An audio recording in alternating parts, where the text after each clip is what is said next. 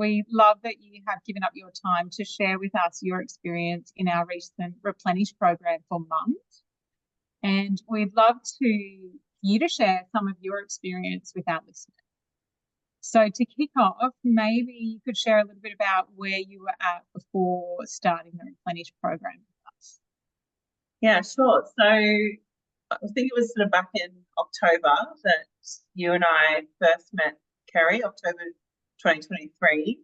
And I was just in a point where I knew something or some things needed to change, but I wasn't really sure where to start or how to start or even exactly what it was that I wanted or needed to change. And so I reached out to you just to start that, I guess, getting that conversation going. And that was when the opportunity to do the Replenish program came up. And at the time, I'm a full-time working mum with a full-time working husband, and life is just hectic. And it was sort of at that point, I think, you get to that overwhelmed point. So you try to just take a bit of a restock and work out what do I want out of life, and what do I want out of the next phase of life for myself, but also for the family. And that's sort of, I guess, where I kicked off the Replenish program, was with all of these questions, and even some I didn't even know were there, buzzing around in my brain. Yeah, thank you for sharing that, because I think so many of us relate to overwhelm and being so busy with life. Lots of mums are working full time now. Jobs can be very demanding for men and women, and we've got kids to take care of as well. So I love that you found that space to start asking the question, and we got to meet you and explore some of those questions with you through Replenish. That's right. So I'd like you to share what were some of the highlights for you through the Replenish program. Well, at a really basic level, it was, 1 to 2 hours a week that I got to lock myself in my office and do something that was just for me. So that in itself felt like quite a big step, just to make that investment in myself, and in both terms of time and money. So that itself was a highlight. I think then just like each week we were able to explore and unlock something, even if it was small, like an insight that, even now, like, it's those things that I've learned each week have stuck with me, and I do come back to them, even at times when everything still feels a bit hard, like this week.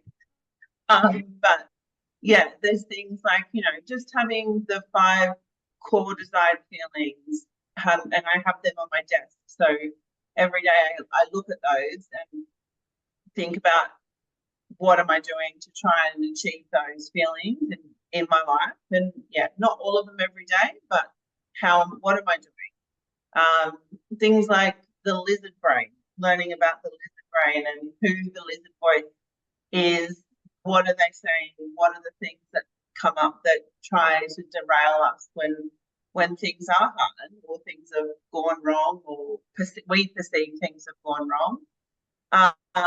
And then, sort of the day-to-day sort of changes that I was able to identify and then make at home as well. So simple things like, getting my husband to do his own washing, which seems like so small and obvious, but it actually has made a big difference to my life on a day-to-day basis. Things like, buying the packet of muffins from Woolworths instead of spending Sunday afternoon making the muffins. Like, it's fine. It's a muffin. They will eat half of it and throw it away. So what does it matter if I make it or Woolworths makes it? Or things like, just giving myself the permission to say no to things. And I remember a week or two after we'd done that session, of being able to look at what is happening, what do I actually need to do, what can I say no to, or what can I give push away to someone else to do or to help me with.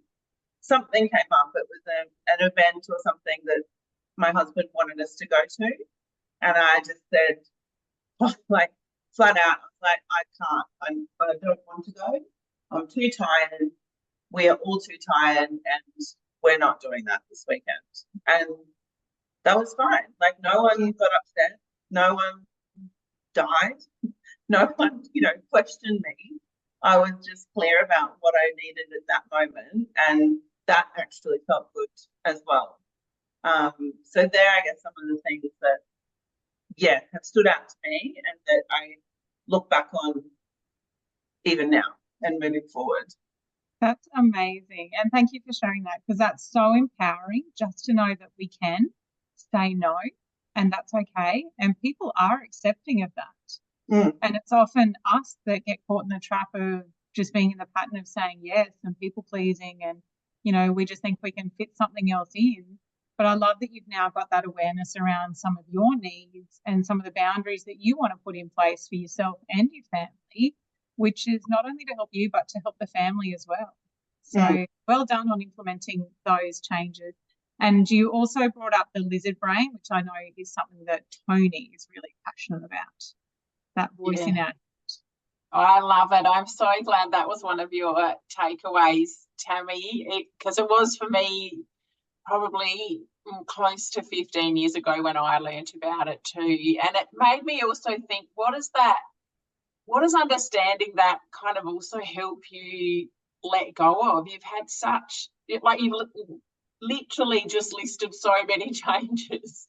But I'd love to know there was quite a bit of letting go, I think. And I wonder, you've mentioned a couple of examples of what you let go of, and some of it sounds like those unhelpful thinking patterns and knowing that they're just not serving you. I wonder if there's some other examples of what you let go of.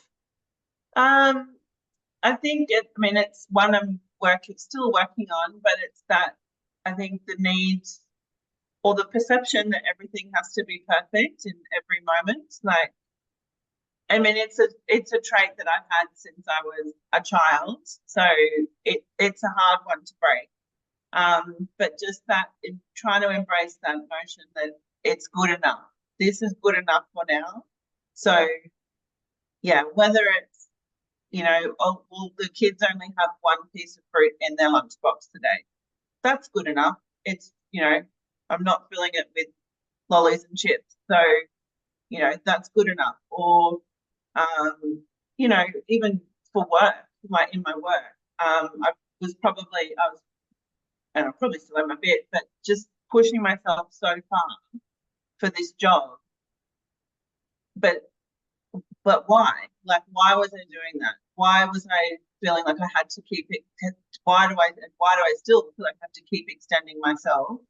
Yeah, I want to do a good job, but do I need to be getting up at 5 o'clock and logging on straight away? Like, so things like that, just sort of, I guess, taking a step back from those things.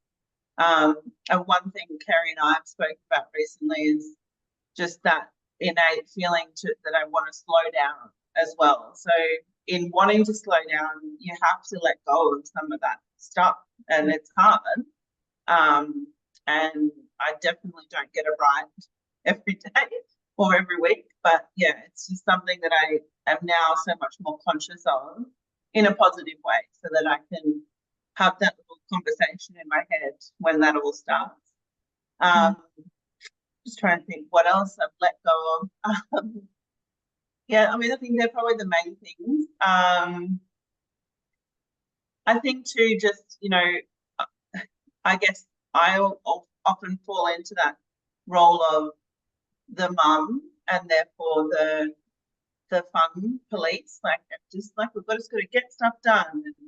And so I have been trying to really embrace that more fun side of myself, and it's there, but she's kind of been a bit buried and a bit busy lately. So trying to just let that side of myself come out more. I don't always have to be the super serious parent or person. So whether it was, in summer, I remember one night we'd been somewhere, and I think my husband was away. So I said to the kids, we're not having showers tonight. We're just going to jump in the pool and cool off, and then everyone can go to bed. And, you know, and they thought that was great. And, you know, it made everyone's life easier because there was no, you know, hustle or fight about shower bath, getting, you know, in and out. So, yeah, trying to do that. And, yeah, again, and just saying yes to those fun moments more. So,